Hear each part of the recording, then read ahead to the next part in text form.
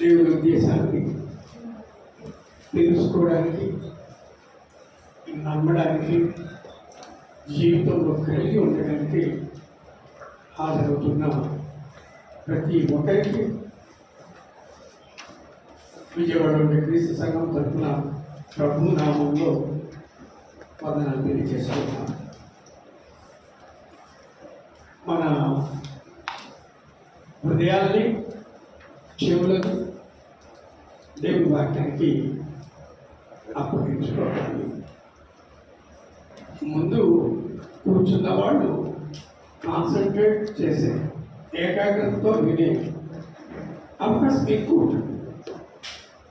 నాకు వాళ్ళు ఏమనుకుంటారు తెలీదు, అది టీచింగ్ ప్రిన్సిపల్లో ఒకటి. ముందుండేవాళ్ళు టీచర్లు బాగా తెలుసు, చాలా శ్రద్ధగా వినాలి అని కీన్ అబ్జర్వేషన్ పరిశీలిస్తుంటారు. అందులో ఐ కాంటాక్ట్ ఉంటారు. Teacher to students eye contact. దూరం ఉండే వాళ్ళకు అవకాశం తక్కువ.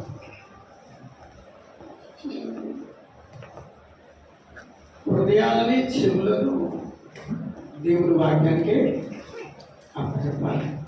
అప్పచెప్పకపోతే పరిశుద్ధాత్మను ఎదిరించిన వారు.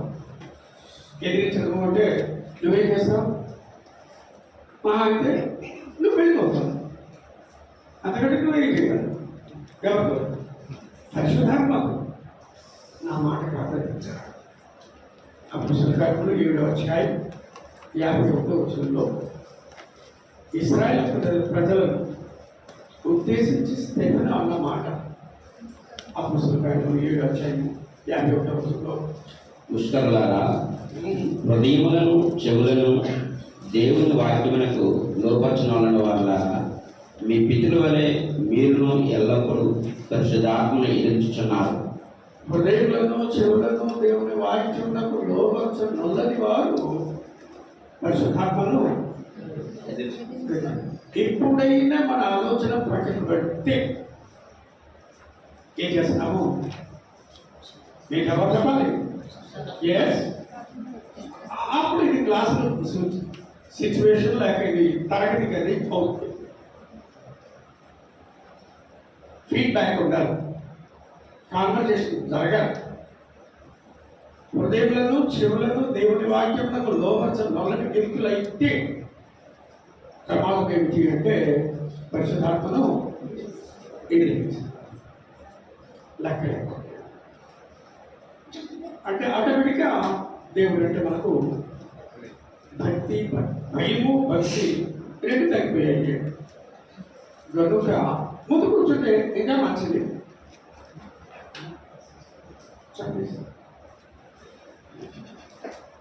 ఓకే,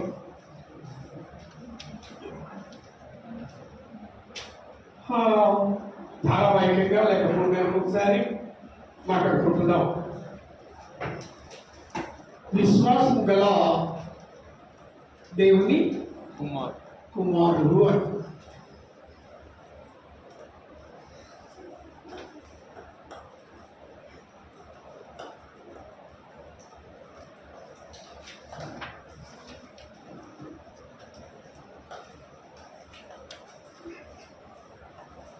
నా రైటింగ్ బాగుంటుంది, పెద్దగా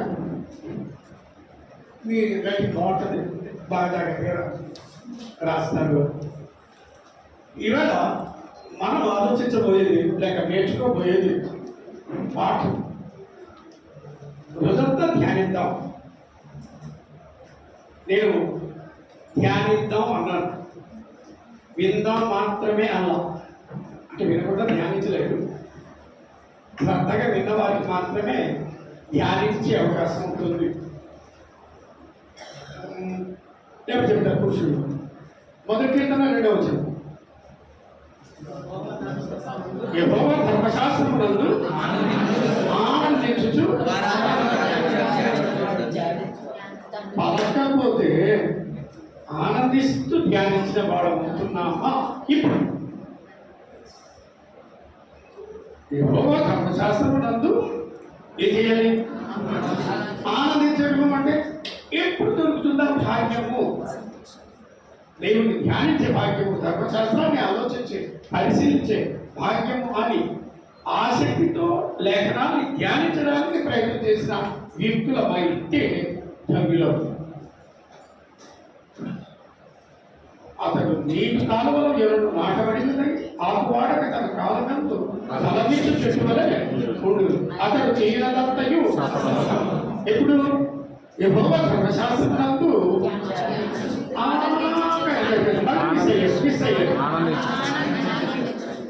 అసలు పలకడమే రాకపోతే, పలకడానికి ప్రయత్నం చేయకపోతే రాదు. చెయ్యాలి, చేస్తూ వస్తుంది. సో లోకంలో బాగా ధనం సంపాదించాలి అని మాకు ప్రతి ఒక్కరికి ఉంటుంది. ప్రతి ఒక్కరికి, ఎవరికి వినాయకు లేదు. పేరు ప్రఖ్యాతులు సంపాదించాలని కొంతమందికి ఉండొచ్చు, ఆస్తులు సంపాదించాలని కొంతమందికి ఉండొచ్చు, భౌతికమైన వాటిని సాధించాలి, సంపాదించాలి అని, పేరు ప్రతిష్టలు సంపాదించాలి అని చాలా మందికి ఉండొచ్చు. కానీ ఎవరికైనా చూద్దాం, మీరు ఎంతమంది ధైర్యం చెప్తారో, విశ్వాసం గల దేవుడి కుమారులు అయితే ఎవరిని సంపాదించడానికి కృషి చేస్తారు? నేను సంపాదిస్తున్నానా? దశకోశం అవసరం. నేను క్రీస్తును సంపాదించడానికి ప్రయాసపడుతున్నానా? లేక అది లేకపోతే ఇంకా గోల్డే ఉంటాయి. క్రీస్తును సంపాదించుట. ఇవాళ దాని గురించి ఆలోచిద్దాం. ఎందుకు అంటే, క్రీస్తును సంపాదించకుండా లోకమంతటిని సంపాదించిన, పేరు ప్రఖ్యాతులు సంపాదించిన, పరువు ప్రతిష్టలు ఉన్నా, సంపద ఉన్నా, అధికారం ఉన్నా, ఇవన్నీ పరలోకానికి తీసుకెళ్ళవు. దేవుడు ఏర్పాటు చేసిన స్వాస్థ్యాన్ని స్వతంత్రించుకునేటట్లుగా తోడ్పడవు, ఉపయోగపడవు. ఇవి ఉంటే చాలు అని బహుశా తీర్పు తీర్పునాడు అడుగుతారేమో. అతను చెప్పులో ప్రభువా అని అక్కడ ఒక మాట. నన్ను అంటే ఎవరిని? యేసుక్రీస్తునే వాళ్ళు ఏమని పిలిచారు? అన్ని యేసుక్రీస్తును పిలిచినా ఇంకా చేశారట, నీ నామమున దెయ్యములను వెళ్ళగొట్టలేదా? ఎవరి పేరు వాడారని ఇంకేం చేశారు? నీ నామమున దెయ్యములను వెళ్ళగొట్టలేదా? నీ నామమున అనేకమైన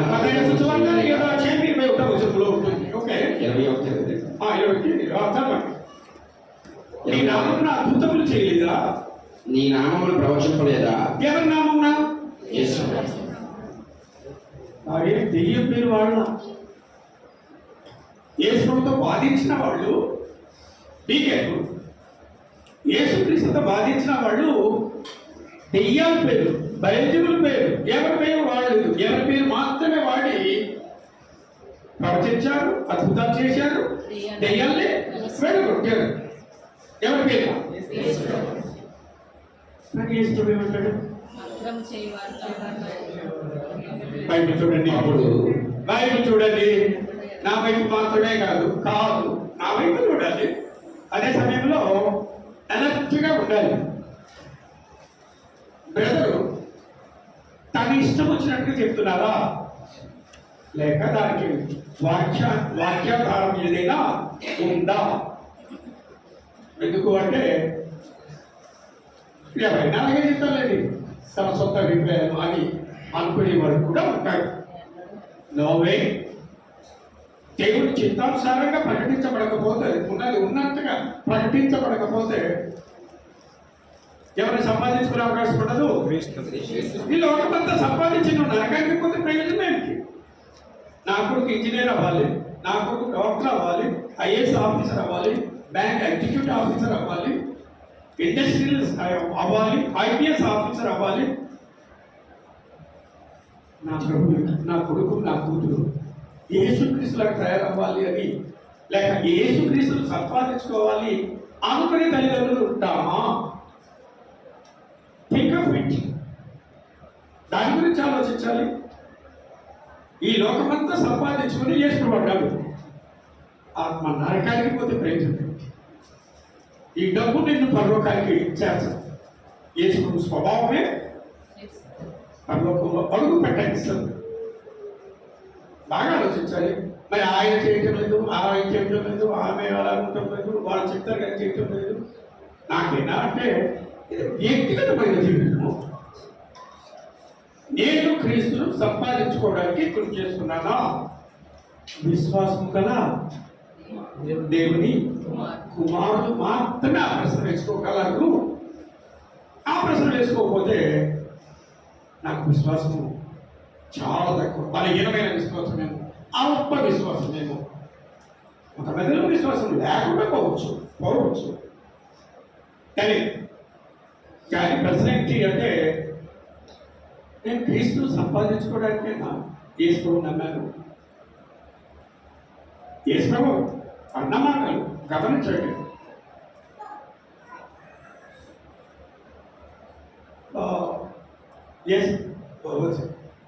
క్రీస్తు సంపాదించాలి అనుకున్న వ్యక్తి ఒక ఆయన ఉన్నాడు. అతనికి దేవుడి పట్ల ఉండే విశ్వాసం, తాను దేవుడు కుమారుడుగానే జీవించాలన్న విశ్వాసం ఎలా ఉండేదో తర్వాత చూడబోతున్నాం. నేను దేవుడి నేర్చుకోవడానికి ప్రయత్నం చేస్తున్నానా? యేసుప్రభు నేర్చుకోవడానికి ప్రయత్నం చేస్తున్నానా? యేసుప్రభు అన్నాడు, నాకు సువార్త ఇవన్నీ ఒక జ్ఞాపకంగా మాట్లాడుతూ ఉన్నాను. 11వ అధ్యాయం 25 రోజున చాలా మందికి ప్రయాసపడి భారం మోసుకుంటున్న సమస్త జనులారా, ప్రయాసపడి భారము మోసుకొనుచున్న సమస్త జనులారా. ఎంతమంది? అందులో నేను కూడా ఉన్నానా? నేనున్నానా? సమస్త జనులారా అన్నప్పుడు అందరిలో నేనున్నానా? ఉంటే చెప్పండి. నా యొద్దకు రండి అని యేసుప్రభు పిలుస్తున్నాడు. నేను మీకు విశ్రాంతి కలుగజేయను. ఆయన దగ్గర మాత్రమే విశ్రాంతి ఉంటుంది. నేను సాత్వికుడను. నేను తాను ఎలాంటి వాడు? సాత్వికుడు అంటే లోపడము అంటే నియమాలకు లోపడడం. స్టేట్మెంట్ అంతకంటే ఎక్కువ ప్రాక్టికలిటీ. సాత్వికుడు అంటే నా చిత్తము కాదు, అది సాత్వికమైన స్వభావం. యేసు ఏమన్నాడు? తండ్రి, నీకు ఇష్టమైతే నీ గిన్నెను నా యొద్ద నుండి తొలగించు. ఆయన నా ఇష్టం కాదు, నీ చిత్తమే. అది నచ్చని పరిస్థితిలో, కుటుంబంలో ఒకరి మీద ఒకరికి కోపం వచ్చినప్పుడు, ఒకరి పనులు ఇంకొకరికి నచ్చవు, ఒకరి పద్ధతులు ఇంకొకరికి నచ్చవు, ఆఫీసులో నచ్చవు, బిజినెస్లో నచ్చవు, ఇంకా ఏమైనా చేసే సందర్భంలో ఎదుట వ్యక్తి పరిస్థితులు నచ్చవు.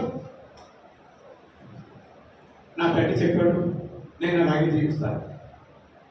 అది ఆయన ఇష్టం. మాకు ఆ స్వేచ్ఛ స్వాతంత్రం ఉందా లేదా? ఏ స్వేచ్ఛ స్వాతంత్రం? యేసును రక్షకుడిగా స్వీకరించి నేర్చుకునే స్వేచ్ఛ ఉంది, స్వతంత్రంగా తీసుకునే నిర్ణయం ఉంది, తిరస్కరించే ఆధిక్యత లేక అధికారం కూడా, స్వేచ్ఛ కూడా ఉంది. నేను యేసుక్రీస్తును నేర్చుకుని ప్రార్థనకు మాత్రం ఎట్లా వ్యవసాయం చేయకూడదు. మాట్లాడితే నేను వెళ్ళిపోతానేమో కాదు, నేర్చుకోవడానికి వచ్చాం. లోపాలు ఉంటే తెలుసుకుందాం, దిద్దుకుందాం, నేర్చుకుందాం.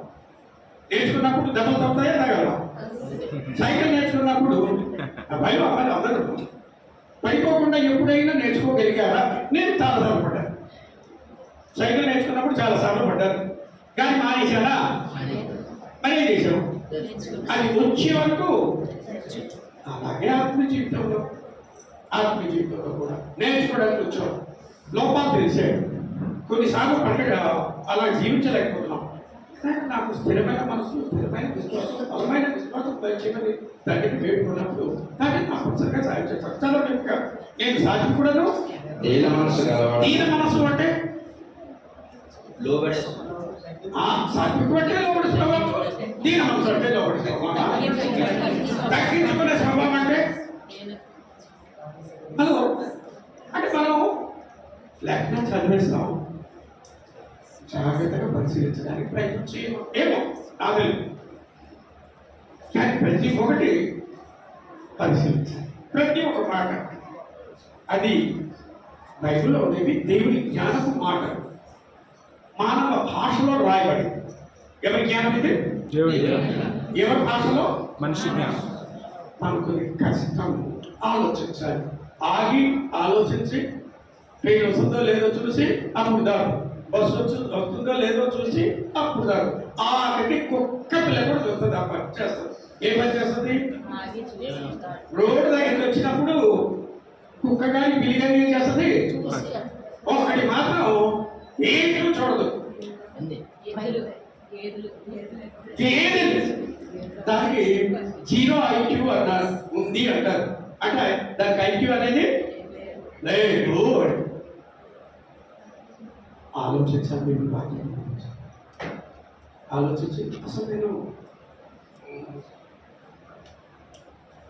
అర్థం చేసుకోవడానికి ప్రయత్నం చేస్తున్నాను. ఒకవేళ అర్థమైందా? అర్థమైతే ఖచ్చితంగా ఆచరణలో పెడతాం, అర్థం కాకపోతే ఆచరణలో పెట్టం. అర్థం కాకపోతే మసక ఉంటే కనబడలేదు సరిగ్గా అనుకుంటాం, కనబడితే స్పష్టంగా నాకు నేను వాక్యం అర్థం చేసుకునే ఆసక్తి ఉందా? దీని మనసు అంటే తగ్గించుకో. ఎవరు రైట్, మీరు ఏమంటారు? తగ్గించుకోవడం అంటే వీరన్నిటికీ ప్రశ్నలు వేస్తుంటే ఎలాగ మరి? ఎస్, అందరి మెదడు యాక్టివిటీ అవ్వాలి. ఎంచుకునే దానికంటే ఎక్కువగా ఎంచుకోవాల్సిన దానికంటే ఎక్కువగా ఎంచుకోకుండా. Very good, thank you. కానీ ఎవరైనా తిట్టారు, విమర్శించారు, హేళన చేశారు అన్నప్పుడు నుంచుకుంటామా? నుంచుకుంటామా? ఎవరు మాట్లాడటం లేదు. క్లాస్ రూమ్ సిచ్యువేషన్, ఫ్రెండ్స్ ముందు, బంధువుల ముందు, భార్య ముందు, భార్య ముందు భర్తనంటే భార్య ఒప్పుకోదు ముందు, ఒప్పుకుంటుందా? ఇక్కడ సోదరి మాట ఎవరైనా చెప్పండి, మీ కళ్ళ ముందు మీ ఆయన్ని తిడుతూ ఉంటే, అవమానిస్తుంటే ఊరుకోగలరా? ఊరుకోగలరా? మాట్లాడుతుంది నాకు మీ ఇష్టం. మీకు తెలిసి మాట్లాడుతున్నారో అర్థం కాక తెలిసి మాట్లాడకుండా ఉన్నారో అర్థం కాక మాట్లాడకుండా ఉన్నారో అన్నది మీరే ఆలోచించండి. రోగులకు పౌరుడు రాసిన పత్రిక 12వ అధ్యాయం 3వ వచనంలో తను తాను ఎంచుకున్న దానికంటే దానికంటే ఎక్కువగా ఎంచుకోవడం అంటే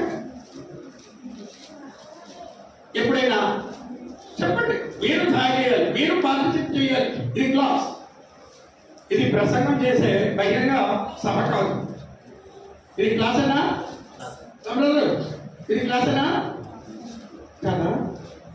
మీరు చెప్పాలనుకున్నది చెప్పండి, మీరు విన్నట్టుగా కూర్చుంటాం, ఇంటికి వెళ్ళిపోతాం. ఎందుకు ప్రార్థన అయితే పుణ్యం వస్తుందని ఆ సంస్కృతి నుండి వచ్చాం. అది నమ్మిన సంస్కృతి. ఏది? హరికథకు వెళ్తే పుణ్యం వస్తుంది, బుర్రకథ పెడితే పుణ్యం వస్తుంది, తీర్థయాత్రలకు వెళ్తే పుణ్యం వస్తుంది, ఏ దానమైనా చేస్తే పుణ్యం వస్తుంది. అలా ఇది కాదు. జీవితాన్ని పరిశీలించడానికి, జీవితాన్ని నేర్చుకోవడానికి, యేసును సంపాదించుకోవడానికి విశ్వాసం గల వాళ్ళు కృషి చేశారు.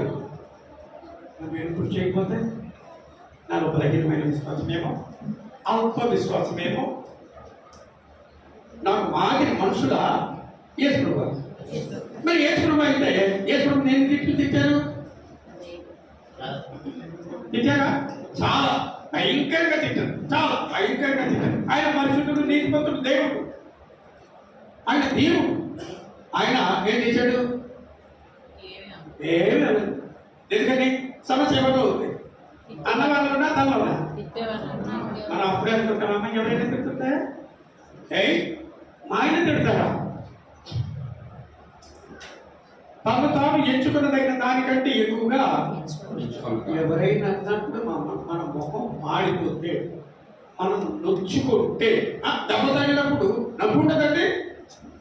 ఉంటుందా? మరి యేసు ప్రభువును శిలువ మీద వేసి చేతులకు మేకు పెట్టి శుద్ధితో కొట్టినప్పుడు బాధ లేదా? నొచ్చుకొని ఉంటాడా? బాధ ఉంటుంది కానీ నొచ్చుకోడు.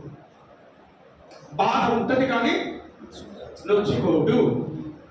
ఎపికురీయులు తాత్వికులు వాడు ఎముక విరిగిపోతున్నా అలాగే ఉండే బాధ అట. ఏది యేసులు కదా, ఎంతవరకు మీరు యేసు ప్రభువును వెంబడించగలరు? యేసు ప్రభు అన్నాడు, యేసును వెంబడిస్తున్నారో అని చేయి పట్టి తిప్పితే ప్రతిఘటించకుండా ఎంత నొప్పి ఉన్నా ఒకరు కనపడకుండా ఉండడానికి కృషి చేసే వారట అట. నేను చదివింది ఎపికురీయులు అని. వాళ్ళందరూ తాత్వికులు. యేసు ప్రభువును నమ్మిన తర్వాత అద్భుతంగా జీవించారు అని చరిత్ర చెప్తుంది. ఎంచుకున్న దానికంటే ఎక్కువగా తల్లిదండ్రులు ఒక మాట అంటే పిల్లలు నొచ్చుకుంటారండి. ఎవరి దగ్గర నేర్చుకున్నారు అంటే ఏది నేర్పిస్తున్నాము? నువ్వు గ్రేట్, నిన్ను ఒక మాట అనకూడదు. కొంతమంది తొందరపడి అంటారు కదా, మా పిల్లలు మేమే ఏమన్నాము కొట్టము ఏమి అన్నాము వాడు అనడానికి ఎవరైతే అది పిల్లల ముందే పడ్డాడు. వాడు ఏమనుకుంటారు? మేము గ్రేట్ కదా అనుకోరా? మాట్లాడారు అలాగా. నా పిల్లల్ని ఎందుకు అనాలి అంటారా? నా పురుషులతో అసలు నిమిత్తం లేదు. ఎందుకంటే ఇంటి దగ్గర ఉంటారు, డ్యూటీకి వెళ్ళిపోతారు, పనికి వెళ్ళిపోతారు. ఇంటి దగ్గర ఉండేది ఎవరు? వాళ్ళ కళ్ళ ముందు పిల్లలకి ఎవరైనా తిడితే హింసిస్తే బాధపడితే ఎలా ఉంటుంది? కష్టపడదా? బాగా ఆలోచించాలి. ఓకే, తను తాను ఎంచుకున్న దానికంటే ఎక్కువ నేను బాధపడ్డాను అంటే ఎక్కువగా నన్ను నేను యేసు ప్రభు ఎంతమందికి దాసుడు? ఎంతమందికి దాసుడు? అందరిలో నేనున్నానా? ఇది విచిత్రమైన ప్రశ్న. అందరికి దాసుడు అయినప్పుడు, నా ప్రభువే అందరికి దాసుడు అయినప్పుడు నేనెవరు నమ్ముతాను? యజమాని కదా. నోరు వెప్పండి, ముందుకు సాగాలి పాట. నా ప్రభు యేసు ప్రభు తను తాను దాసునిగా రిక్తునిగా చేసుకునేనా? చేసుకోలేదా? మరి నా ప్రభువే అందరికీ దాసుడైతే నా స్థానం ఏంటి? ఆయన దాసుడు కాబట్టి ఎవరు ఏమన్నా ఎలా ఉన్నాడు దాసుడు యజమానుల దగ్గర? మరి నేను యజమానా దాసుడా? దాసాది దాసుడు అనే పదం ఉంటుంది. మీరు ఎప్పుడైనా విన్నారో లేదో నాకు తెలియదు. విన్నారా? నా ప్రభు అందరికీ దాసుడు, ఆయనకి నేను దాసుడు అయితే దాసాది దాసుడు అని. ఏ మాటలన్నా హింసించినా బాధ పెట్టినా డోర్ విప్పలేదు. నేను ఎందుకు తెలుసుకోవాలి? నన్ను నేను ఎవరినో అన్న దానికంటే ఎక్కువగా ఊహించుకుంటున్నాను, నమ్ముతున్నాను. తల్లిదండ్రులు ఒక మాట అంటే పిల్లలు కోపం వస్తుందా? తెలుసుకుంటారా? ఒక మాడిపోద్దా అంటే దాని అర్థం ఏంటి? భర్త ఒక మాట అంటే భార్య ఒక మాట చేస్తుందా? నవ్వుతారట. Very good. భార్య ఒక మాట అంటే భర్త కోపం తెచ్చుకుంటారా? ఎందుకు తెచ్చుకుంటారు? యేసుక్రీస్తు దాసుని కాను, యేసుక్రీస్తుని యజమాన్ని అంతకంటే అధికుడను. ఎప్పుడు యేసు కంటే ఎక్కువగా హెచ్చించుకోలేదా? ఈయన ఇలా మాట్లాడుతున్నాడు. ఈయన తెలుసుకుందామని వస్తే ఈయన ఇలా పెట్టుకున్నాడా? ఫిలిప్పీలకు పౌలు రాసిన పత్రిక 2వ అధ్యాయము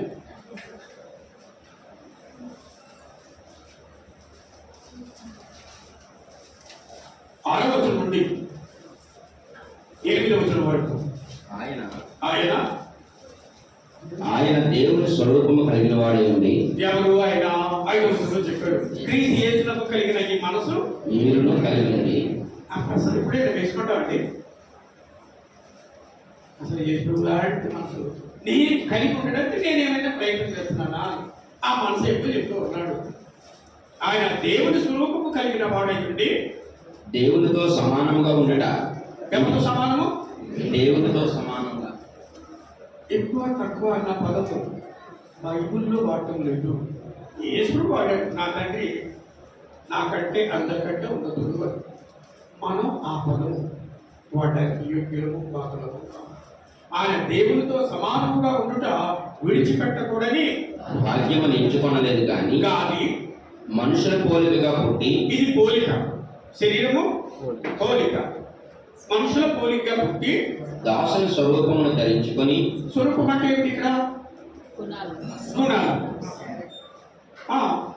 తను తానే వ్యక్తులుగా చేసుకుని తనకు అంత అధికత ఉన్నా, అధికారం ఉన్నా, శక్తి ఉన్నా వాటన్నిటినీ ఏం చేశాడు? విడిచిపెట్టి ఎవరికి దాసుడు అయ్యాడు? Sharp your mind. ఎవరికి దాసుడు అయ్యాడు? మనుషులందరికీ. ఆ దాసునికి నేనెవరిని? అలాగే అనుకుంటానా? దేవుడి కుమారుడు అంటే దేవుడితో సమానుడు, నన్ను ఒక మాట ఎవరు అనడానికి వీలు లేదు, అసలే సువార్త ప్రకటిస్తూ ఉన్నాను అంతేనా? క్రీ సంఘ సభ్యుడిని, సభ్యురాలిని అబద్ధం చెప్పను. ఎవరైనా ఒక మాట అనడానికి భర్త కావచ్చు, అయితే మాత్రం మనకి యేసుడు అంటే అర్థం ఏదో లేదో తెలియదు. ఈయన ఒక ఆయన క్రీస్తును సంపాదించుకోవాలి అంటాడు. డబ్బు కాదు, ఆస్తి కాదు, పరువు ప్రతిష్ట కాదు, గౌరవం కాదు, అధికారం కాదు. ఎవరిని సంపాదించాలి అంటే క్రీస్తు గుణాలని సంపాదించుకోవాలి. ఎస్, తర్వాత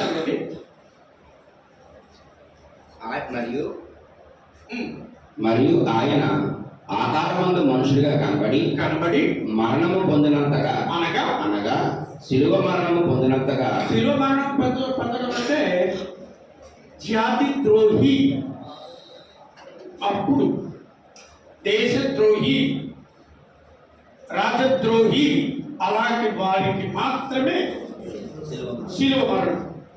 హీనంగా ఇక అలాంటి వారి భూమి మీద బ్రతకడానికే వీల్లేదు అనుకున్నప్పుడు శిలువ మరణం విధించేవాడు. ఆయన ఏం చేశాడు? విధేయత చూపిన వాడు. శిలువ మరణం పొందినంతగా నువ్వు విధేయత చూపాడంటే నువ్వు వెళ్ళి శిలువ మీద మరణించాలి. అలాగే తండ్రి, అది విధేయత. లోపల ఎస్, తర్వాత తను తాను తగ్గించుకోను అంటే ఇప్పుడే చెప్పారు. ఎవరైనా భార్య ఒక మాట అంటే భర్త అంటే ఎవరికంటే ఎక్కువ? ఎవరికంటే ఎక్కువ? భార్య ఒక మాట అంటే భర్త కోపం వస్తే భర్త ఎవరికంటే ఎక్కువ? పురుషుడు ఎవరికంటే ఎక్కువ? మరి మనకు యేసు అవసరమైతే నాకంటే తక్కువ వాడు ఆయన. బాగా ఆలోచించాలి. ప్రార్థనకి వెళ్తే పుణ్యం వస్తుంది. ఆ భావన నుండి, ఆ బద్ధకం నుండి బయటపడదాం. చిన్నప్పుడు చిన్న పిన్న వారి వల్లే ప్రవర్తించుతుంది, మాట్లాడుతుంది, ఆ చేస్తాడు. పెద్దవాడైనంత చిన్నపిల్లల చేష్టలు అది తెలియనప్పుడు పుణ్యం అనుకున్నాను. ఇంతకాలం క్రైస్తవుడు అయ్యి ప్రార్థనకు వెళ్తూ ఏమాత్రం ఒక మెట్టు పైకి ఎక్కకపోతే ఇంతవరకు చేసిన ప్రయాసం అంతా ఏమిటి? పొచ్చుకోలేకపోతున్నాను, నన్ను నేను హెచ్చించుకుంటున్నాను, అప్పుడప్పుడు ద్వేషిస్తున్నాను, కోపం వచ్చేస్తుంది, చాడీలు కూడా చెప్తున్నాను. వీటిని మానుకునే శక్తి నువ్వు అలా చేయాలి అనుకున్నప్పుడు నా ప్రభు అలాంటి పనులు చేయలేదు, చూపించలేదు. ఆయన చేసి చూపించి నేర్పించి తయారవ్వండి అన్నాడు. ఇప్పుడే చదువుకున్నాము. ప్రయాసపడి భారత నా యుద్ధకు నేను సాత్వికుడను కనుక నీ మీద నాకు నేర్చుకోవడం దగ్గర ఏం నేర్చుకోవడం? పొగ మార్చుకోవడమేగా, కోపం తెచ్చుకోవడమేగా, కక్ష పగగా నేర్చుకోవడం చేసుకోవడం దగ్గర తేలికైనవా భారమైనవా? తేలికైనవి అంటే చేయగలిగాను ఎస్ చేయగలరు. ఏది తేలికగా ఉంటుంది మనకు? ఉం? ఏది అన్నిటికంటే తేలిక? బరువు ఉండే వాటిలో ఏది తేలిక? ప్రతి ఒక పీస్ ఎంత కష్టం, ఎంత బరువు ఉంటుంది? చాలా బరువు ఉంటుంది కదా. ఇనుప రాళ్ళు, అందులో ఇనుము ఉంటుంది, మట్టి ఉంటుంది, అది బరువుగా ఉంటుందా? యేసును ప్రేమిస్తే, నమ్మితే, విశ్వాసం కలిగిన దేవుని కుమారులు అయితే యేసు ఇచ్చిన ప్రతి ఆజ్ఞ తేలికే. మనం దేవుని ప్రేమించడం లేదు, ఏమలేదు. మధ్యాహ్నం వీళ్ళకి దాని గురించి ఆలోచిస్తాం. అసలు నేను ఆయన్ని ప్రేమిస్తున్నానా లేదా అన్నది. ఓకే, సో ఫిలిప్పీయులకు పౌలు రాసిన పత్రిక 3వ అధ్యాయం 9వ వచనంలో క్రీస్తును సంపాదించుకొని ఎవరిని? క్రీస్తు మంచి పేరు సంపాదించుకోవాలనుకుంటున్నాడా? హలో, ఎవరిని? క్రీస్తును ఆ ఆలోచన ఎంతవరకు రాకపోతే ఇక్కడ నుండి మనం మొదలు పెడతాం. ఏ ఆలోచన? నేను సంపాదించడానికి కృషి చేస్తుంటే మిగతా వాళ్ళు కూడా సంపాదించుకునేటట్టుగా ప్రోత్సహిస్తాను. అలా ప్రోత్సహించినప్పుడు నన్ను నేను ప్రోత్సహించుకుంటాను కనుక నేను క్రీస్తును సంపాదించుకోవడానికి కృషి చేస్తాను. క్రీస్తును సంపాదించుకొని అంటాడు. క్రీస్తును సంపాదించుకొని ధర్మశాస్త్ర మూలమైన నా నీతిని గాక. నా నీతి అన్న పదం వాడాడు. నా ఎవరి నీతి? రచయిత యొక్క నీతిని కాక క్రీస్తునందలి విశ్వాసము వలనైన నీతి అనగా విశ్వాసమును బట్టి దేవుడు అనుగ్రహించు నీతి గలవాడనై ఆయన యందు అగుపడు నిమిత్తమును ఏ విధము చేతనైనను మృతుల్లో నుండి నాకు పునరుద్ధానము కలగవలనని ఆయన మరణ విషయంలో సమానానుభవం గలవాడనై ఆయనను ఆయన పునరుద్ధాన బలమును ఎరుగు నిమిత్తము ఆయన శ్రమలలో పాలువాడుటకు ఎట్టుదో ఎరుగు నిమిత్తమును సమస్తమును నష్టపరుచుకొని వాటిని పెట్టతో సమానముగా ఎంచుకొనిచున్నాను. చాలా చాలా చెప్పాడు, చూద్దాం తర్వాత. కానీ అతని దృష్టి యేసును నమ్మిన తర్వాత దేన్ని సంపాదించాలి? లేక ఎవరిని సంపాదించాలి? నేను అందుకే దేవుని బిడ్డగా మారానా? దేవుని యందు విశ్వాసం కలిగి ఉన్నానా? మా పిల్లలకు సంపాదించి పెడతామని తల్లిదండ్రులు అనుకుంటాం కదా, కాదా? మా తర్వాత పిల్లలకి ఏం సంపాదించాలి? ఆస్తి సంపాదించి వాళ్ళకి అప్ప చెప్పాలి, అదేనా? క్రీస్తుని సంపాదించి వాళ్ళకి అప్ప చెప్తామా? అది ఎలా సాధ్యమండి? సాధ్యము. నేను సంపాదించడం మొదలు పెడితే పిల్లలకు కూడా నేర్పిస్తాను, ప్రోత్సహిస్తాను. ఎవరిని సంపాదించమని? గుడికి వెళ్ళి వచ్చేస్తే చాలుగా. చర్చ్ గోయింగ్ పీపుల్ అంటారు వాళ్ళు. ఎక్కడికి వెళ్ళి వచ్చారు? ఆదివారము చర్చికి వెళ్ళి వచ్చేవాడి. యేసుక్రీస్తును సంపాదించడానికి, ఒక సూత్రాన్ని నేర్చుకోవడానికి, ఒక పెట్టు, ఒక ఇటుకర గోడ కట్టడానికి మీద పెట్టి కార్యక్రమం లాంటివి క్రీస్తును సంపాదించుకుని. ఓకే,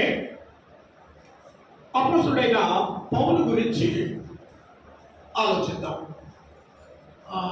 అతన్ని ముందు సౌలుగా గమనిద్దాం. పౌలు కాకముందు అతని పేరేంటి? పౌలు అని పిలువబడక ముందు అతని పేరు సౌలు అని. యూదుడా అన్యుడా? సౌలు యూదుడే. యూదుడు అన్యుడు అని దేన్ని బట్టి విభజన చేస్తారు?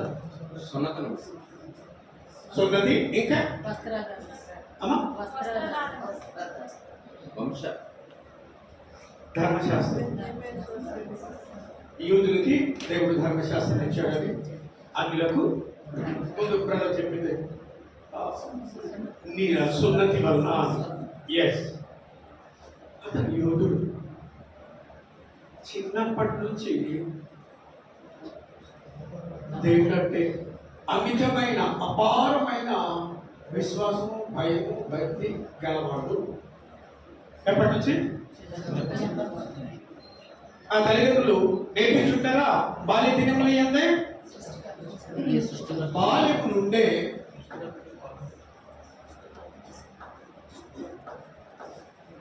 దేవుని పట్ల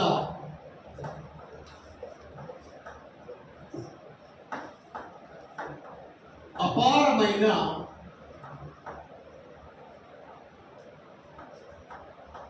భయభక్తులు గలవాడు.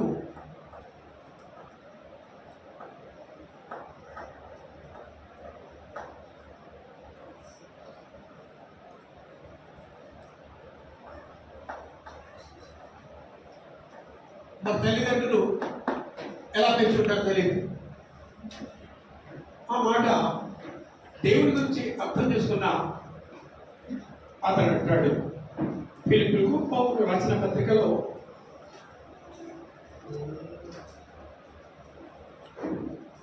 క్షమించాలి, గల్తీయులకు పౌలు రాసిన పత్రికలో మొదటి అధ్యాయం, క్షమించాలి, గల్తీయులకు పౌలు రాసిన పత్రికలో మొదటి అధ్యాయం 13 నుంచి 15 వరకు. పూర్వమందు యోధా మతస్థుడినై ఉన్నప్పుడు నేను దేవుని సంఘమును అపరిమితముగా హింసించి నాశనం చేయించు నా పితరుల పారంపర్యాచారమందు విశేష ఆసక్తి గలవాడనై నా స్వజాతీయులలో నా సమాన వయస్కులైన అనేకుల కంటే యూదుల మతములో ఆధిక్యత నొందిదని నా నడవడిని గురించి మీరు వింటేది. అయినను తల్లి గర్భమునందు పడినది మొదలుకొని నన్ను ప్రత్యేకపరిచి తన కృపచేత నన్ను పిలిచిన దేవుడు నేను అన్యజనులను తన కుమారుని ప్రకటింపవలనని. చాలు. పూర్వమందు యూదా మతస్థుడు అంటే ఇటు ధర్మశాస్త్రాన్ని ఒక రకంగా అంగీకరిస్తూ పితృ పారంపర్యచారం వలన ఏర్పాటు చేసిన వాటిని కూడా అనుసరిస్తూ వచ్చాడు. ఈ రెండింటిని కలిపి యూదా మతము అన్నారు. ధర్మశాస్త్రాన్ని నమ్ముతారు. పితృ పారంపర్యచారం అంటే అంటే అక్కడ పితృ అనే పదం వాడాడు. అంటే పూర్వీకులు తాత ముత్తాతల నుండి ఆచారాలు ఉన్నాయి వాడికి. ఆ ఆచారాన్ని ప్లస్ ఇంకేంటి పితృ పారంపర్యచారంలో ఇంకా ధర్మశాస్త్రము.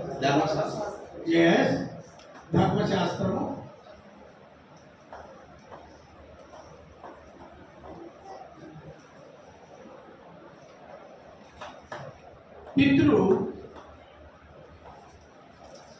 పారంపర్య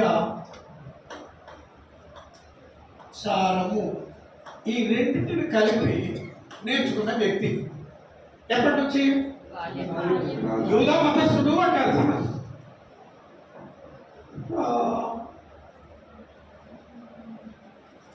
విశేష ఆసక్తి గలవాడనై, ఈ విషయంలో ఏముందా అతనికి? విశేష ఆసక్తి అంటే మీరు చెప్పాలి. ప్రత్యేకమైన ఆసక్తి. ప్రత్యేకమైన ఎక్కువ విశేషము, ఎక్కువ ఆసక్తి కలిగిన వారు క్లాస్ ఎప్పుడు వస్తారు? Very good. ఆసక్తి గల వారు ఎప్పుడు వస్తారు? టైంకి వస్తారు. మధ్యలో వచ్చేవారు తక్కువ ఆసక్తి గలవారు. వెళ్ళకుండా పర్వాలేదు అన్న వాళ్ళకి ఏం లేదు. సో ఎన్ని రకాలుగా వర్గీకరించవచ్చు ఆసక్తిని? 4 రకాలు. ఒకటి చెప్పండి మీరు. 4లో ఒకటి విశేష. ఓకే. విశేష ఆసక్తి గలవారు ఎలాంటి వారు? కార్యక్రమానికి ఆసక్తిగా. మీరు చెప్పండి. ఆసక్తి గలవారు అంటే ఎవరు? టైంకు చేరుకునేవారు. 3వది మధ్యలో వస్తారా? ప్రారంభించబడిన తర్వాత వస్తారు. ఒకసారి 2 సార్లు అయితే ట్రాఫిక్ జామ్ ఇంకేమైనా ఏదో సమస్య ఉంటుంది. అలా కాకుండా ఎప్పుడు మధ్యలో వచ్చే వాళ్ళలో ఏముంది? తక్కువ ఆసక్తి. వెళ్ళకపోయి నిరాసక్తి. 4వ వెళ్ళకుండా పర్వాలేదు అనుకున్న వారిలో ఏం లేదు. ఉంటారు ఇలాంటి వాళ్ళు. తాము కూడా ఎవరైనా చెప్పుకుంటారు, మేము క్రిస్టియన్ సభ్యులు అండి. ఈ పుట్ట మానేసినంత మాత్రం క్రిస్టియన్ సభ్యులు కాకుండా పోతామా? సో దేవుని పట్ల విశ్వాసం కలిగిన వ్యక్తి దేవుని కుమారుడు. దేవుడు విశ్వాసం గల దేవుని కుమారుడు మన ముఖ్యాంశం. అందులో యేసుక్రీస్తును నేర్చుకోవడం అనేది ఒక భాగం. విశేష ఆసక్తి కలిగిన వ్యక్తి ప్రతి కార్యక్రమంలో ఎలా ఉంటాడు? ఆఫీస్కు అందరూ ఒకే టైంలో వస్తారండి. ఆఫీసులో పని చేసిన వాళ్ళు చెప్పండి. ఆఫీస్కు అందరూ ఒకే టైంలో వస్తారండి. ముందు వెనక ఉంటారా? మధ్యలో వచ్చేవాడు ఉంటారా? పని చేయకుండా మాట్లాడుకునే వాడు ఉంటారా? కురికే వాళ్ళు ఉంటారా? ప్రాంతంలో కూడా కురికే వాళ్ళు ఉంటారా? ప్రాంతంలో కూడా మాట్లాడుకునే వాళ్ళు ఉంటారా? ఎంత ఆసక్తి దేని గురించి? దేని గురించి ఆసక్తి? లోకం గురించి ఆసక్తి, లోకం గురించి ఆసక్తి, భౌతికమైన వాటి మీద ఉండే ఆసక్తి, దేవుని పట్ల విశేషం. కానీ ఇక్కడ ఒక వ్యక్తి విశేషమైన ఆసక్తి, పారంపర్యాల విషయంలో విశేషమైన ఆసక్తి కలిగిన వాడు అని. అంటే ఎప్పుడు ఏ విషయమైనా నేర్చుకుంటాడు, నా జీవితంలో పాటిస్తాడు. నేను పాటించే వాటి గురించి వింటే ఇంకా బాధపడతాను, ఇంకా మెరుగైన రీతిలో పాటిస్తాను. పాటిస్తున్నా నమ్ముతున్న వాటిని గురించి వింటే దాన్ని ఇంకా బలపరుచుకుంటాను. పాటించకపోతే ఈవేళ నుండి మొదలు పెడతాను అన్న వ్యక్తి విశేషమైన ఆసక్తి కలిగిన వాడు. అవకాశం లేదు, వెళ్ళలేదు, ఏది లేదు, ఆసక్తి లేదు, ఇంకా దానికంటే సుపీరియర్ మెరుగైన విశేషమైన ఆసక్తి ఇక్కడ ఉండే ఆ వ్యక్తి. సౌలన్న వ్యక్తికి పితృపారంపర్యమన్నా ధర్మశాస్త్రమైన విశేషమైన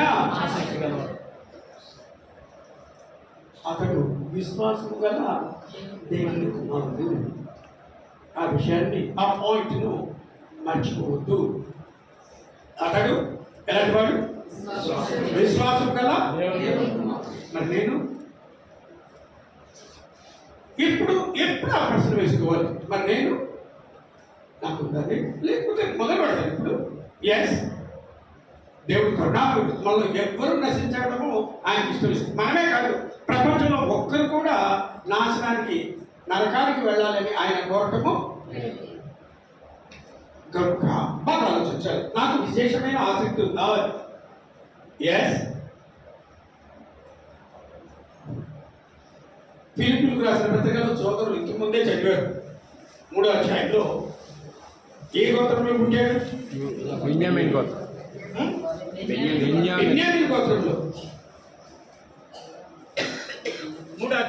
ఫిలిప్పీయులకు రాసిన పత్రికలో పౌలు 3వ అధ్యాయం 5వ వచనం నుండి 8వ దినమున రైట్ సున్నతి పొందితిని. ఒకటి ఇశ్రాయేలు 8వ దినమున సున్నతి పొందితిని. సున్నతి పొందాడు.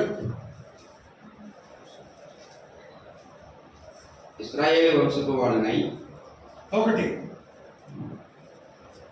సున్నతి పొందాడు. 2 ఇశ్రాయేలు వంశము. ఏ గోత్రము? బెన్యామీన్ వాడు.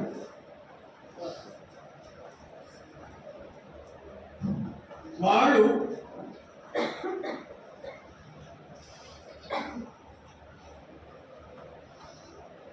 గోత్రము అన్నాడు. తర్వాత హెబ్రీయుల సంతానమై హెబ్రీయుడనై. హెబ్రీయుల సంతానమైన హెబ్రీయుడనై. ధర్మశాస్త్ర విషయము పరిచయుడు. ఆసక్తి విషయము సంఘం నివసించేవాడనై. ఎంత ఆసక్తి అంటే ఇక్కడ ఏమిటంటే హెబ్రీయుడు, హెబ్రీయులకు హెబ్రీయుడు. పరిచయుడు అంటే పరిసయుడు. పరిచయుడు అంటే ధర్మశాస్త్రమందు నిష్ఠ అంటే ఆదివారం విశేష శక్తి కలిగిన వ్యక్తి ఎన్ని గంటలకు వస్తాడు? అలాగే ఏ పరిస్థితులు అయినా ఆలస్యం చేయడం, ప్రార్థన చేసే నిద్రపోతాడు. నిష్ఠగల వ్యక్తి ఏ పరిస్థితి ఎదురైనా సరే ఏం చేయకుండా నిద్రపోడు. అబద్ధం చెప్పే విషయంలో నిష్ఠగా ఉంటారా? ఈయన నవ్వుతున్నాడు. శశిగారు వచ్చారా? ఎక్కడ ఉందో సోదరి అమ్మ పక్కన కూర్చుంటే పక్క దగ్గరలో బాగుంటుంది. నేను అదిగో అక్కడ ఉంది సోదరి. నవ్వుతున్నారమ్మా మీ ఆయన. మరి ఆయన మీరు మీ ఇద్దరికి తెలిసిన వాళ్ళు పిల్లలు నాకు తెలియదు. అవసరం కొద్దీ అబద్ధం విషయంలో నిష్ఠగా ఉంటామా? అబద్ధం చెప్పకుండా ఉండే విషయంలో ఒక్క నోరు విప్పడం లేదు. మనం నిష్ఠగా లేమా? మరి విశ్వాసం గల దేవుడి కుమారుడు ఎలాగా అవుతాము? బాగా ఆలోచించాలి. మాట మారుతావా? అబద్ధం అంటే ఉన్న వాటితో ఏదైనా కలపడం కానీ ఉన్న దాంట్లో సగం తెలియజేయడము కానీ, ఒక రకంగా తేలిగా చెప్పాలంటే మాట మార్చడము. సత్యంతో ఏది కలిపినా అబద్ధం. అది సత్యం నుండి ఏది తీసేసినా అబద్ధం. వేరే సత్యం.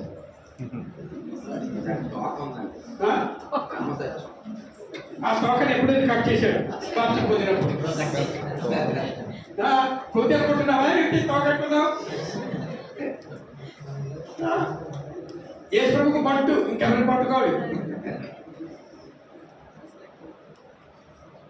నిజంతో ఏది కలిపినా అది అబద్ధము. నిజంలో నుండి ఏది తీసేసినా, ఒక్కటి దాచినా అబద్ధం. నిజం అంటే నిజమే, అబద్ధం అంటే అబద్ధం. నువ్వు అబద్ధికుగా కనబడొద్దు అంటాడు శాంతుల గ్రంథకర్త. 30వ అధ్యాయంలో ఆ మాట అంటాడు. నిష్ఠగా ఉండడు. అబద్ధం విషయంలో, అబద్ధం చెప్పకుండా ఉండే విషయంలో నిష్ఠమేనా? పిల్లలు తల్లిదండ్రులతో అబద్ధం చెప్పరా? నిష్ఠ ఉంటారా? తల్లిదండ్రులు చెప్పాలి, మా పిల్లల గురించి మేము ఎలా చెప్తామంటే అసలు మీరేసి జవాబు మీరే చెప్తారా? మరి మీరు మాట్లాడకపోతే నేను మాట్లాడినా? అతడు నిష్ఠ గలవాడు. పరిశుద్ధుడు అంటే ఎలాంటి వాడు? ధర్మశాస్త్ర విషయంలో అపోస్తుల కార్యంలో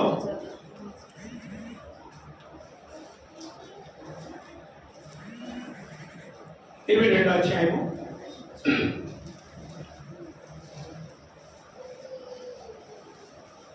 3వ వచనము. నేను కిల్కియాలోని తార్సులో పుట్టిన యూదులను, అయితే ఈ పట్టణము అంటే యెరూషలేములో గమాలియేలు పాదముల యొద్ద పెరిగి మన పితరుల ధర్మశాస్త్ర సంబంధము నిష్ఠయందు శిక్షితుడు అంటే శిక్షణ పొందిన వాడు. ట్రైనింగ్ ఎలా? ట్రైనింగ్ అబద్ధం చెప్పకుండా ఉండడం ట్రైనింగ్. నిజం చెప్తూ అప్పుడప్పుడు అబద్ధం చెప్తే బాధపరచుకుంది. నాయన నేను అబద్ధం చెప్పాను. అబద్ధం చెప్పిన వాడితో వెళ్ళి నేను మీకు అబద్ధం చెప్పానండి ఇలా చేస్తూ ఉంటే శిక్షణ, ట్రైనింగ్ పీరియడ్, ధర్మశాస్త్ర విషయం సంబంధం నిశ్చయందు శిక్షితుడనై మీరందరూ నేడు ఉన్న ప్రకారము దేవుని గురించి ఆసక్తులనే ఉండి. ఎంత ఆసక్తి అంటే ధర్మశాస్త్రానికి వ్యతిరేకంగా ఎవరు మాట్లాడినా, ఎవరు వివరించినా వారు దేవదూషణ చేస్తున్నారు కాబట్టి వారిని చంపేసిన పాపము కాదు. లేఖాటంలో చెప్పాడు అన్నమాట. దేవదూషణ చేసిన వారిని చంపేయండి అన్నాడు దేవుడు. నేను తప్ప మీకు వేరే దేవుడు? దేవుడిని దూషించడానికి వీల్లేదు. దేవుడిని దూషించేవాళ్ళు ఉంటారా? క్రైస్తవుల్లో ఉంటారా? ఎలాగ? దేవుడా నువ్వు నాకు అన్యాయం చేసావు, నువ్వు మోసగాడు అంటారా? అంటారా? అనొచ్చు, నా తెలియదు. అనేవాళ్ళు ఉంటారు అంటున్నారు. లేవియా కాండంలో దేవదూషణ చేసినందుకు ఏ శిక్ష విధించమన్నాడు దేవుడు? మరణదండన. ఇప్పుడు మనము దేవదూషణ చేస్తామా? 24వ అధ్యాయము లేవియా కాండము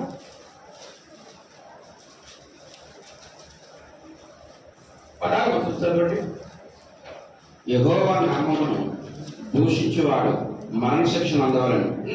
సర్వ సమాజంలో రాళ్లతో అట్టి వాణిని చావగొట్టవలను.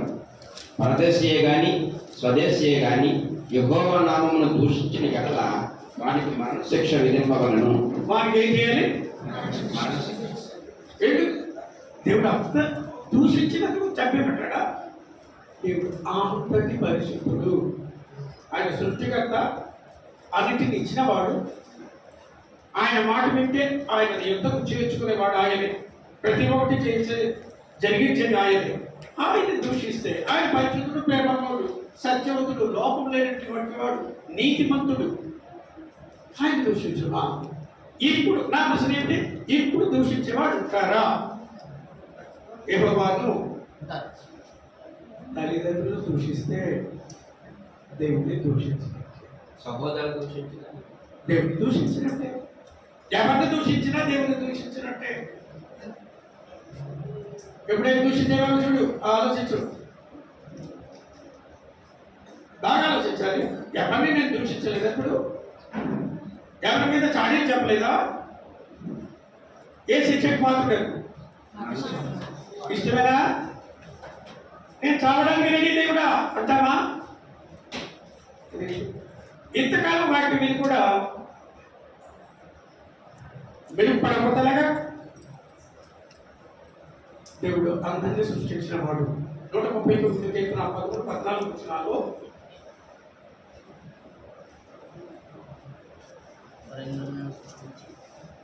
139 13, 14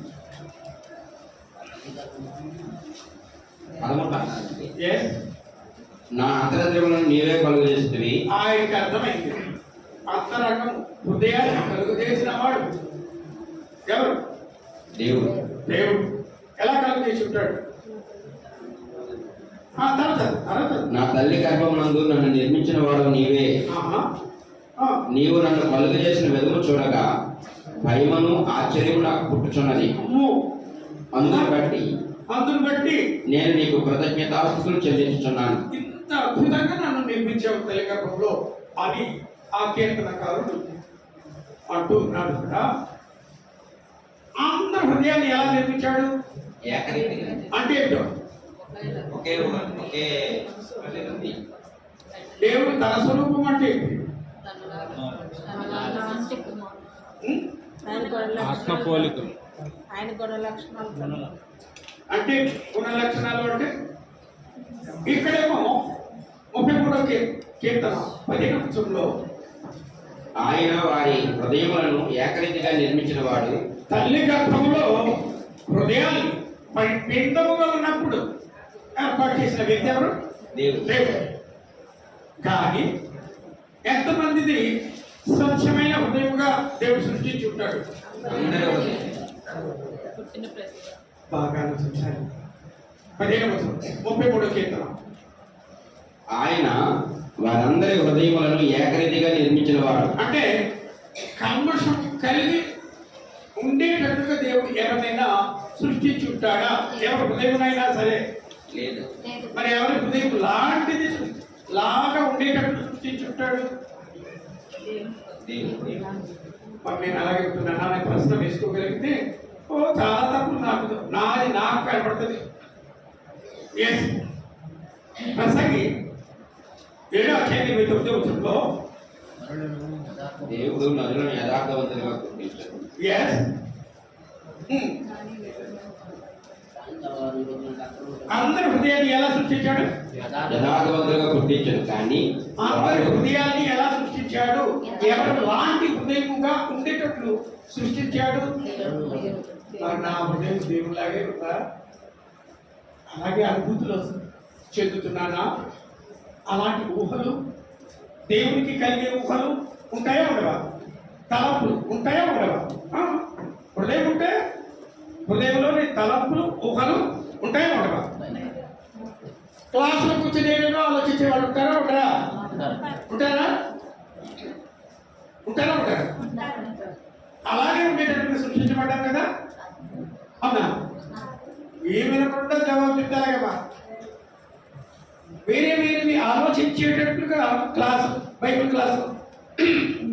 క్లాసులో కూర్చొని కూడా వేరే వేరే ఆలోచనలో ఉండేటట్లుగా సృష్టించబడి ఉంటామా? మన హృదయాన్ని దేవుడు అలాగే సృష్టించాడా? కానీ మరి ఎందుకు ఆలోచనలు వస్తున్నాయి?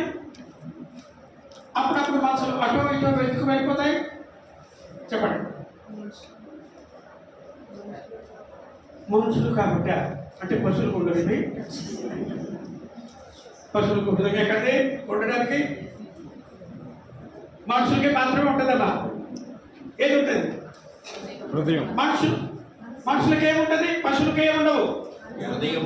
ఇక్కడ ఎంతమందికి హృదయం లేదు అంటే మనుషులు కాకుండా పోతాం. ఎంతమంది దేవుని స్వరూపంలో సృష్టించబడ్డాము? ఆ వెనకుండే వాళ్ళు మాట్లాడటం లేదు, వాళ్ళకు వినబట్టం లేదేమో. అందరినీ దేవుడే సృష్టించాడు. సాధారణ ఎవరిని సృష్టించలేదు. అందరి హృదయంలో ఏకరీతిగా సృష్టించిన దేవుడు యథార్థంగా తలంపులు, ఊహలు, ఆలోచనలు, అనుభూతులు, చూపులు, మాటలు, ప్రవర్తనలు యథార్థంగా ఉండేటట్లుగా సృష్టించాడు. కానీ చాయిస్ మనకి ఇచ్చాడు. నీకు ఏది ఇష్టమైతే అది ఆలోచించు, అలా ఊహించు. ఏది ఇష్టమండి? నచ్చ చేయడం ఎక్కువ మంది కాదు, ఎవరి గురించి వాళ్ళే చెప్పాలి. జనరల్ అయితే అది జనరల్ అయిపోతుందా? నోవే బైబిల్ క్లాస్ ఇది వ్యక్తిగతం చెప్పేసి మీరు చావండి మీరు అని వదిలేసి క్లాస్ కాదు. నేనేం నేర్చుకున్నాను ఇవాళ? ఆ ఆలోచన ప్రతి ఒక్కరు కలిగించడానికి ఈ క్లాస్. ఏం నేర్చుకోకపోతే ఎందుకు వెళ్ళాలి? ఇంత టైం ఎందుకు వేస్ట్ చేయాలి? మెదడుకు పదులు పెట్టాలి. హృదయాన్ని తీసుకొచ్చావా? తీసుకురాలేదు. ఎవరు మాట్లాడలేదు. ఏదో బ్యాగ్ అనుకుంటున్నారా? తెచ్చారా అంటే బ్యాగ్ తీసుకొచ్చారు. బ్యాగ్ లో బయలు ఉంటుంది.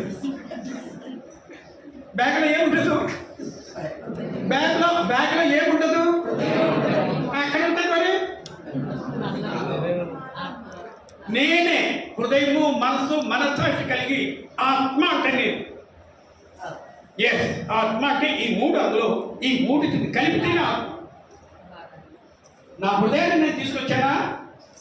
ఎటో వెళ్ళిపోయింది మనసు ఎటో వెళ్ళిపోయిందా? బాగా ఆలోచించాలి. అందరి హృదయాన్ని ఏకరీతిగా సృష్టించాడు. పౌలా మాట్లాడతాడు, అభిలా మాట్లాడతాడు, సొలొమోను మాట్లాడతాడు. దేవుడు అందరినీ అంటే సాధారణ కొంతమంది సృష్టించుంటాడండి. ఎవరైనా చేతగలరా? నన్ను సాధారణ సృష్టించాడు. చూద్దాం ఎవరికైనా ధైర్యం ఉంది.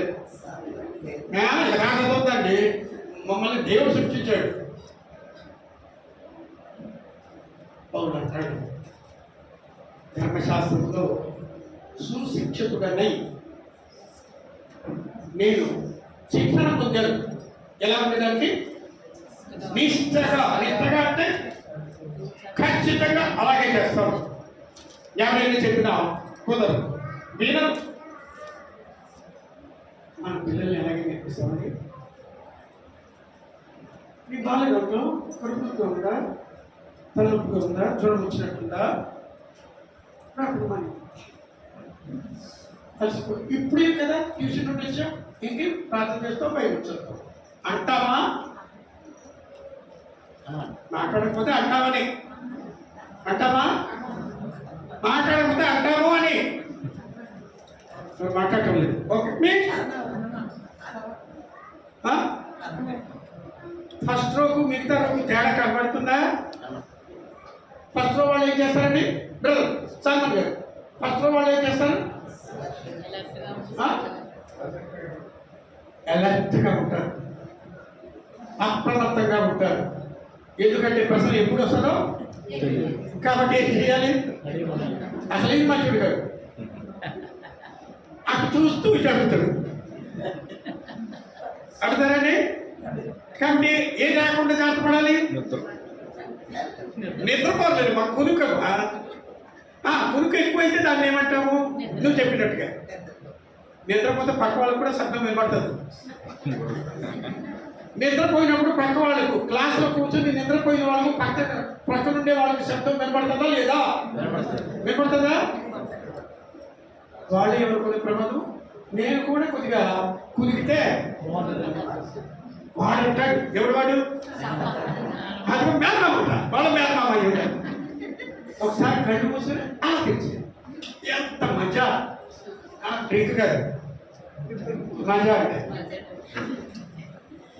ఒక్కసారి కళ్ళు మూసి ఆయన చూసేస్తాడు అప్పుడు తెచ్చి కళ్ళు మూసే వరకే మన ఆధీనంలో ఉంటుంది. అది మూసిన తర్వాత తెచ్చే శక్తి ఉండదు. మన ఆధీనంలో మనము ఉండము. నవ్వుల రాజు గారు నవ్వుతూనే ఉంటాడు కదమ్మా ఇంటి దగ్గర కూడా. ఆ శశి గారు నవ్వుల రాజు గారు ఎప్పుడు నవ్వుతూనే ఉంటారా? ఎస్. దూరంగా కూర్చుంటే మీరేమో మాట్లాడుతున్నారు, నాకెలా తెలుస్తుందమ్మా? ఓకే ఓకే ఈ రోజంతా మాట్లాడాలి. ఎస్. ఏ విషయంలో విశేష ఆసక్తి కలిగిన వాడు అన్నాడు? ఆసక్తి. ధర్మశాస్త్రాన్ని ఆచరించే విషయంలో ఇప్పుడే లేఖకాండం ఏది చదివాము? లేఖకాండంలో ఏం చదివాము? 24:16. వచనము 24:16.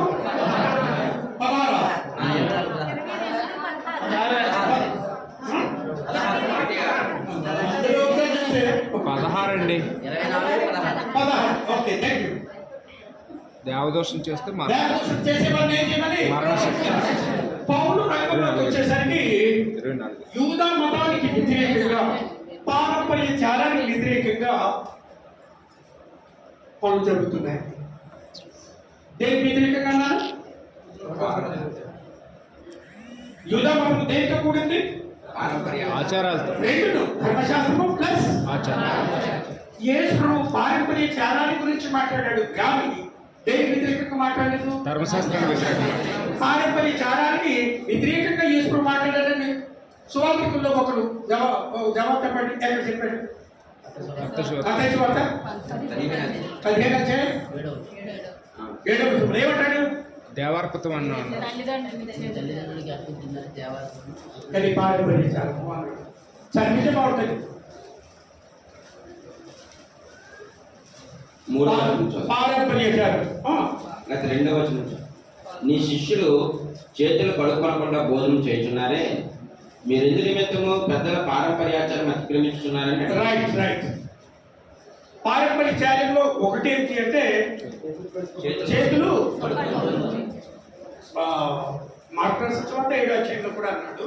ఏంటి అంటే బజార్కి వెళ్ళారు, సంతకు వెళ్ళారు, వస్తువులు కొనుక్కొని తీసుకొచ్చారు.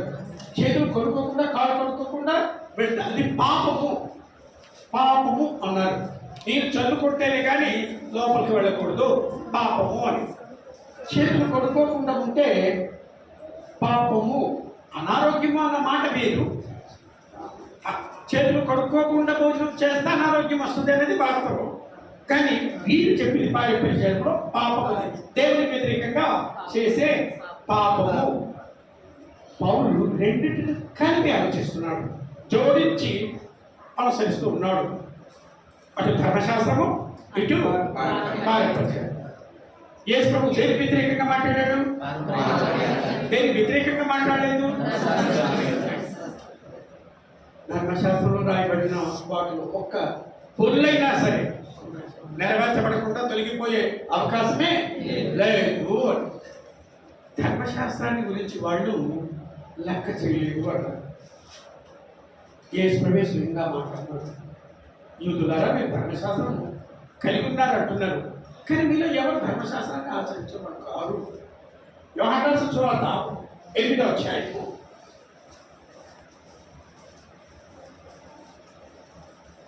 పరిచయుడు అంటే ధర్మశాస్త్రమును ఆసక్తిగా ధర్మశాస్త్రమును నిష్ఠగా పాటించువాడు. అపోస్తలుల కార్యములు 22వ అధ్యాయము 3వ వచనం. రైట్. ఇశ్రాయేలీయులు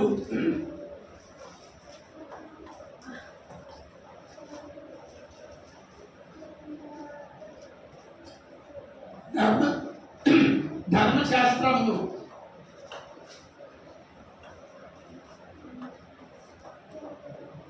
పాటించలేదంటే నమ్మారా? నమ్మలేదా? You are right. యేసు చెప్పినవి ఏదైనా మనం చేయటం లేదంటే దాని అర్థం యేసును నమ్మనివి ఉంటాయా మన జీవితంలో?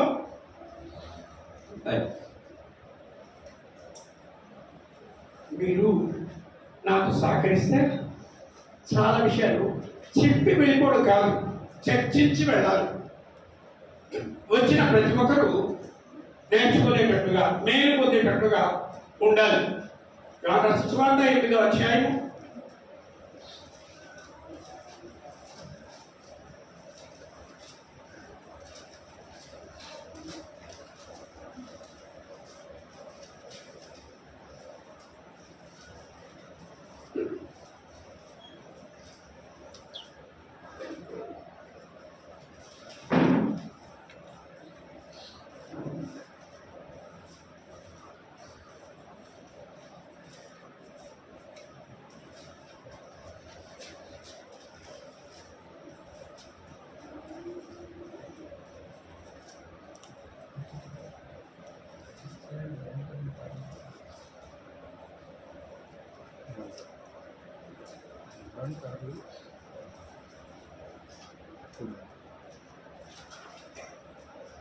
నేనే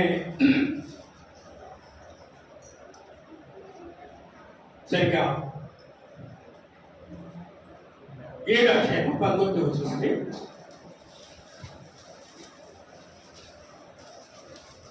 మోషే మీకు ధర్మశాస్త్రం ఇయ్యలేదా? ఆయనను మీలో ఎవడనూ ధర్మశాస్త్రమును గైకొనడు. ఏమంటున్నాడు యేసు ప్రభు?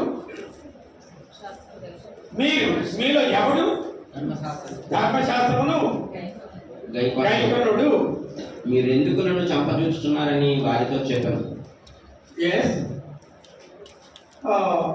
అపోస్తలుల కార్యములు 7వ అధ్యాయము 53వ వచనంలో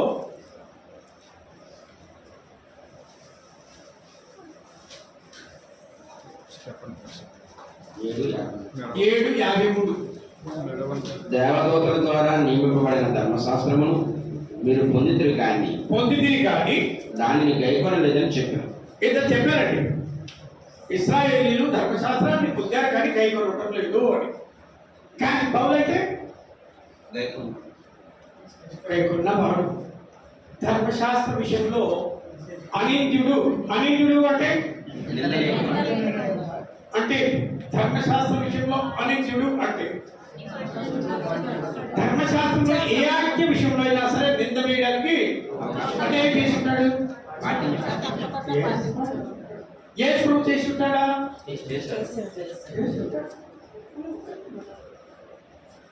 అన్నాడు, నేను దేవదూతల చేత నియమింపబడ్డ ధర్మశాస్త్రములు ఉంది తిరిగి అన్నాడు. అక్కడ సందర్భం ఎవరి తప్పులు వాళ్ళు చెప్తే కోపం వస్తుందా? మన తప్పులు మనకు ఎవరైనా చెప్తే కోపం వస్తుందా? అంటే దాని అర్థం విశ్వాసము కలిగిన దేవుని కుమారులము. ఒప్పుకోగలమా? బుద్ధిమంతుడు ఏం చేశాడు? ఒప్పుకొని వివేకి అయిన వాడు తన నడతలను బాగుగా కనిపెట్టును. ఎవరు నడతది? ఎప్పుడైనా కనబడతామా? అర్థంలో శరీర అవయవాల్ని ఎక్కడైనా లోపం ఉంటే, పౌడర్ ఎక్కువ ఉంటే, జిడ్డుగా ఉంటే అది చూసి సెట్ చేసుకోవాలనుకుంటామా? యేసుప్రభు క్యారెక్టర్ని చూసి, యేసుప్రభు క్యారెక్టర్ అనే అర్థమును చూసి మన లోపాలు ఎక్కడున్నాయో తెలుసుకుని దిద్దుకోవాలనుకుంటామా? యేసుప్రభు యొక్క క్యారెక్టర్ అనే అర్థము మీరు విన్నారో లేదు? యాకోబు మాట్లాడతాడు, యాకోబు మాట్లాడతాడు. ఈ అర్థంలో ముఖం చూస్తారు, పక్కన పెట్టే కానీ ముఖం ఏముంటుందో మర్చిపోతుందా? అద్భుతం. ఎవరు ఏర్పాటు చేసి ఉంటారు? కొంతమంది ముఖం చూస్తాం, ఒక్కసారి చూస్తే చాలా కాలం వరకు కొంతమంది ముఖాన్ని జీవితంలో మర్చిపో. తెలుసా మీకు? కొంతమంది స్పెషల్గా ఉంటారు, వాళ్ళ ముఖాన్ని ఒకసారి చూస్తే బ్రతికినంత కాలం అది ఏముంటుందా ఉంటుందా? మరి అర్థంలో ప్రతిరోజు చూస్తాం, ఏముంటుందా? అర్థం పక్కన పడే గారు టేబుల్ లేడు అన్న వారికి అది అడగాలి. ఎలా? ఎదురు వ్యక్తి ముఖం చూస్తే జ్ఞాపకం ఉంటుంది, మరి నా ముఖం అర్థంలో ఒకలాగా ఉంటుంది, నేను వేరే ఉంటానా? రెండు ఒకటేనా? ప్రతిబింబము నేను ఒకటేనా? ఒకలాగే ఉంటామా? ఎవరు మాట్లాడటం లేదు. మీరు ఎప్పుడు అర్థంలో చూసుకోలేదు మీ ముఖం. నోరు విప్పకపోతే ఏం తీసుకురాలేదు?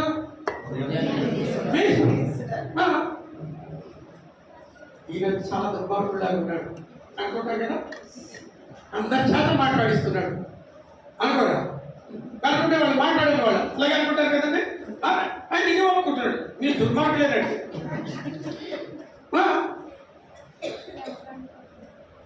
నేను ఏమడుగుతున్నానో ముందుది వినకుండా రెండోది మాత్రమే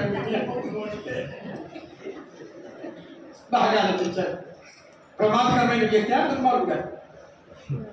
మాట్లాడకపోతే దుర్మార్గుడు, మాట్లాడితే ప్రమాదకరమైన వ్యక్తి.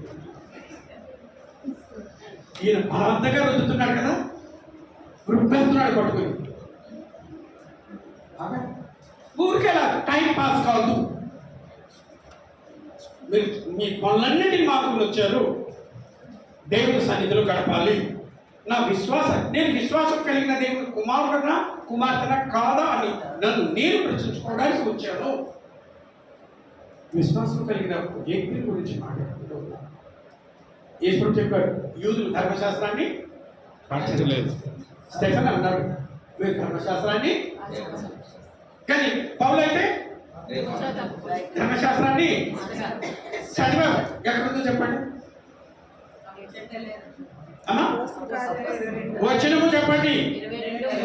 ఏ 22 నిష్టగా అన్నాడు, లోపము లేకుండా ధర్మశాస్త్రాన్ని పాటించిన వ్యక్తి అతిక్రమించకుండా. ఏ మూడు అపోస్తులు కాదమ్మా, మీరు 3 అన్నారు కానీ కాదమ్మా. ఫిలిప్పీ పత్రికలో చెప్పాడు. ఎందులో చెప్పాడు? ఒకసారి చూడండి, 9వ వచనం నుండి చదవండి.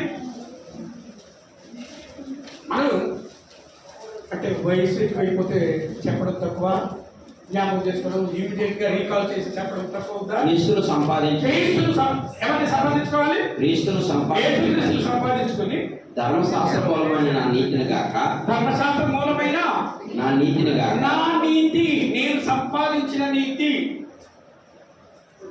ఉద్యోగం చేసి జీతం వచ్చినప్పుడు పురుషులు ఏమనుకుంటారండి? స్త్రీలు నా నీతి ఏం చెప్పండి వాళ్ళు అడిగాల. ఉద్యోగం సంపాదించిన వాళ్ళు నెల మొదటి భాగంలో జీతం వచ్చిన తర్వాత ఎవరు సంపాదించారండి? ఎవరి డబ్బులని, ఎవరి జీతం అని ఎవరు మాట్లాడటం? మీలో మీరు వెళ్ళలేదు. మీరు నా జీతం ఎన్నిసార్లు పడుతుందో సోదరి మాట్లాడుకుంటారు, వెళ్ళని పట్టించుకోండి.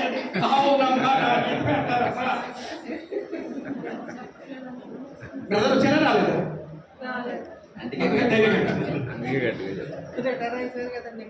ఇంకేం లేదు. రిటర్న్ కాకపోతే అమ్మ జీతం తీసుకొస్తారో తీసుకురాడు. రిటర్న్ అయిపోయారుగా భయమే లేదు, భయమే లేదు. Okay okay. నా నీతిని, నేను సంపాదించుకున్న నీతిని కాక చదవండి. క్రీస్తునందలి విశ్వాసం వలనైన నీతి అనగా విశ్వాసమును బట్టి దేవుడు అనుగ్రహించు. ఏమని అనుగ్రహించేది? దేన్ని చూచి? ఉందా విశ్వాసము? బాగా ఆలోచించాలి. ఆ నీతితో పోల్చుకుంటే నా నీతి పెంటతో సమానం అన్నాడు. మన నీతితో మనం ఎవరు, మన నీతి క్రియలు, నీతి మాటలు, నీతి ఆలోచనలు, సలహాలు, సూచనలు, వీటిని ఎవరితో పోల్చుకుని నీతి మొత్తం అనుకుంటాం? మనుషులు. ప్రార్థన చేయడానికి ఇద్దరు వెళ్ళారు. ఒకడు పరిచయుడు, ఒకడు పరిచయుడు. ఎలాంటి వాడని, తను తాను ఎలాంటి వాడని ప్రజెంట్ చేసుకోవాలి. ఎవరి నీతి అది? వెనుకుంటే వాళ్ళు చెప్పండి. అతను ఎవరి నీతితో పోల్చుకోలేదు? దేవుని నీతితో పోల్చుకుంటే ఎలాంటిది? మన నీతి. పౌలు వాడిన పదం పెంట, యెషయా ప్రవక్త వాడిన మురికి గుడ్డ. అది స్త్రీలకు మాత్రమే తెలుస్తుంది, పురుషులకు అర్థం కాదు, తెలీదు. ప్రసవ వేదన స్త్రీలకు మాత్రమే తెలుస్తుంది, పురుషులకు తెలీదు. యెషయా గ్రంథం 64:6 బైబిల్ తీయడం లేదు, నేనే చెప్పాలి. మీరు బైబిల్ చదవమనుకుంటే తిరగండి. 64:6 లేక 66. మేము 64:6 అండి. మేమందరము అపవిత్రం వంటి వారు, మేమందరము అపవిత్రుల వంటి వారము, మా నీతి క్రియలన్నీ మురుగు కొట్టవలని ఆయన. మా నీతి, ఒకవేళ నీతి క్రియలు చేస్తే అది నీ నీతితో పోల్చుకుంటే ఎలాంటి? మురికి గుడ్డ స్త్రీలు వాడేదని నెలకు ఒకసారి, దాంతో సమానము. మనం ఎవరితో నీతితో, ఎవరి నీతితో పోల్చుకొని నేను గొప్ప నీతిమంతుడు, మా మేమీన నీతిగా వ్యవహరిస్తాను, మాట్లాడతాను అనుకుంటాం. ఎవరితో పోల్చుకుంటే, ఎవరితో పోల్చుకుంటే నేను నీతిమంతుడు అనుకుంటాం. ఎందుకంటే మనుషులే కనబడుతున్నారు. ఎవరు కనబట్టలేదు. వెరీ గుడ్, ఇదే చెప్పారు. ఏం లేదు, హృదయ శుద్ధి గలవారు ధన్యులు. దేవుడు కనబట్టం లేదంటే ఏం లేదు, కల్మషంతో నిండి ఉంది. ఏది ఎవరు పెట్టారు? ఆడ మీరు పెట్టేదామా? ఆడు అలాగే అంటాడు. ఎవడు పడు నా మీద రెట్టేది వాడు చేశాడండి. నేను మంచోడే, లేక మా ఆయన మంచోడే, మా ఆవిడ మంచి, మా పిల్లలు అందరూ, మా అన్న తమ్ముడు వర్కర్స్ అందరూ మంచోడు, వాడు చెడగొడుతున్నాడండి అని ఎవరి మీద పెడతాం? వాడేమో పెట్టాడు, వాడి మీదే మనం అపవాదం వేస్తే మనము ఎవరికంటే కన్నులు, ఎవరికంటే కన్నులనాలా, దరిద్రులనాలా? మీరే చెప్పండి. ఎవరికంటే వాడి మీద నెట్టేస్తున్నట్టే వాడిని మించిపోయామా? మించిపోలేదా? మోసగాళ్ళు మళ్ళీ దేవుని బిడ్డలు మేము మళ్ళీ ప్రార్థన చేసే తండ్రి నాయన యేసునామంలో ప్రార్థన చేస్తున్నాము అంటామేమో. బాగా ఆలోచించాలి. ఓకే, నా నీతి దేవుడికి. ఇతరుల లోపాలు ఎందుకు మన మనసులో ఉంటాయి తెలుసా? మనల్ని మనము నీతిమంతులు అనుకుంటున్నాం కాబట్టి ఇతరుల లోపాలు మన మనసులో. నా నీతి క్రియ మురికి గుడ్డి లాంటిది, పెంటతో సమానం అనుకున్న వ్యక్తులకు ఇతరులో ఉండే లోపాలు మనసులోకి రాదు. చూస్తారు, ఇట్స్ డే లైఫ్, అది వాళ్ళ జీవితం.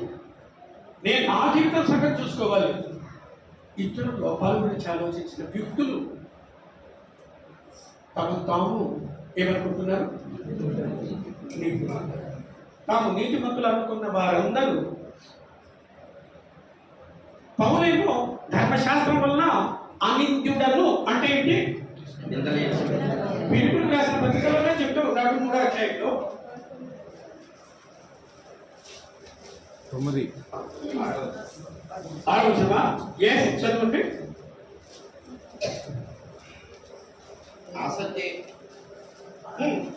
ఆసక్తి విషయము సంఘము హింసించువాడనై, ధర్మశాస్త్రం వలని నీతి విషయము అనింద్యుడనై ఉంటుంది. ధర్మశాస్త్ర విషయంలో అనింద్యుడు అంటే ఒక్క ఆజ్ఞ కూడా పౌలు దేని నువ్వు పాటించలేదు, నువ్వు దీని లేవు అనే అవకాశం ఇవ్వలేదు. ఎవరు ఇవ్వలేదు?